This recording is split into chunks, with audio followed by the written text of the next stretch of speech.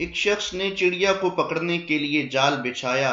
اتفاق سے ایک چڑیا اس میں پھنس گئی۔ شکاری نے اس چڑیا کو پکڑ لیا، لیکن جیسے ہی شکاری نے چڑیا کو پکڑا، چڑیا نے اس سے کہا کہ انسان، تم نے کئی ہرن، بکرے اور مرغ وغیرہ کھائے ہیں، ان چیزوں کے آگے میری کیا حیثیت ہے؟ میرے جسم میں تھوڑا سا گوشت ہے، اس سے تمہارا کیا بنے گا؟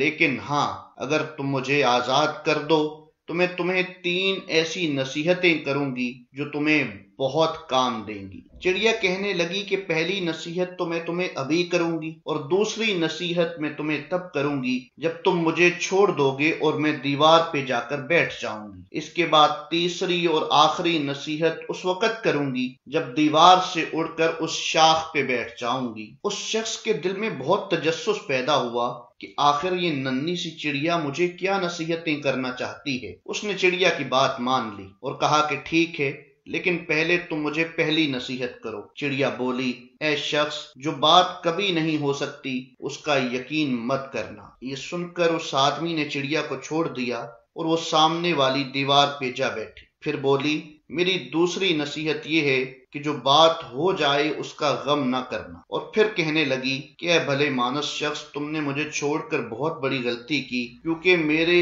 پیٹ میں ایک ایسا قیمتی پتھر ہے کہ اگر وہ تمہیں مل جاتا تو تمہاری 7 نسلیں بھی سنور جاتی۔ تم بہت بڑے رئیس بن سکتے تھے، لیکن تم نے یہ موقع گوا دیا۔ اس شخص نے یہ بات سنی تو سخت افسوس کرنے لگا کہ اس نے چڑیا کو چھوڑ کر اپنی زندگی کی بہت بڑی غلطی کی ہے۔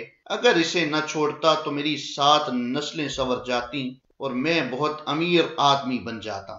چڑیا نے اس شخص کو سوچ میں پڑے دیکھا تو وہاں سے اٹھ کر درخت کی شاخ پہ جا بیٹھی اور بولی، اے بھلے مانس، ابھی میں نے تمہیں پہلی نصیحت کی تھی جسے تم بھول گئے، اور وہ یہ تھی کہ جو بات نہ ہو سکے اس کا یقین نہ کرنا، لیکن تم نے میری بات کا اعتبار کیا۔ میں چھٹاک بھر وزن رکھنے والی چڑیا کس طرح اپنے پیٹ میں اتنا بڑا پتھر لے کے پھر سکتی ہوں؟